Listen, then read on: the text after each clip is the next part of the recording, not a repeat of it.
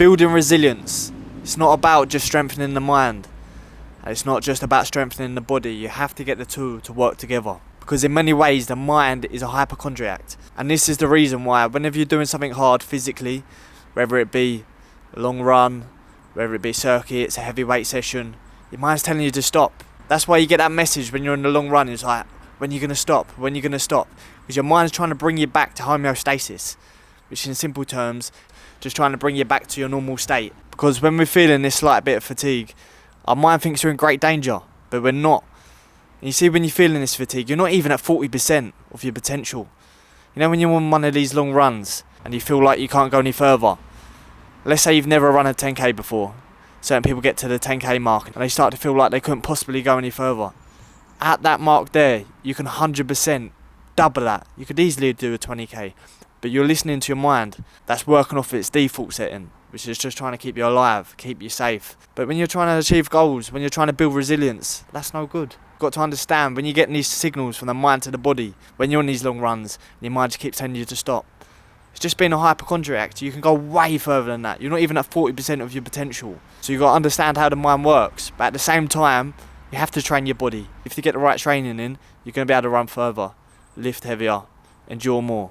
But you have to get both to work together. And the safest way of doing this is just pushing 5 to 10% more each week. So let's say you're on your run. Instead of going from 10k being your furthest all the way to a marathon, just push that 5 to 10% more each week. And that 5 to 10%, that's where the growth's at. That's where you build resilience. It don't just have to be a running. Let's use it with press-ups. Let's say when you're doing 20 and the lactic acid starts to burn. You feel, I can't do any more. You can do more. Your mind's telling you to stop. But when you go that 5 to 10% more and you start building it up each week, that's where the resilience is built. See, when you're in the sauna and you do 10 minutes and you start to get a bit uncomfortable when you get out, push 5 to 10% more. That's where the resilience is built. If you keep just pushing that 5 to 10% more, you'll show in your mind and body who's in control. And you're just going to start unlocking more and more of your true potential. And once you start unlocking more of your true potential, your confidence and your belief within yourself just skyrockets.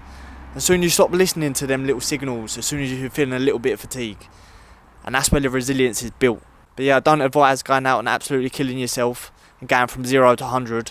Just add that 5 to 10% each week. That's where the growth's at. That's where the confidence is built. That's where you get that belief. And then once you start growing these things, and stop listening to your default setting that just wants you to be lazy, chill out and have an easy life, you start actually seeing what you can achieve and the potential you have. So whatever endeavour you're trying to get better at and build resilience within, if it is running, when you start to get them voices telling you to slow down, telling you you can't go no further, push that 5 to 10% more. Because at that point, you're only at 40% of your actual true potential. You've got so much more left in the tank. Understand how your mind works and understand how far your body can go.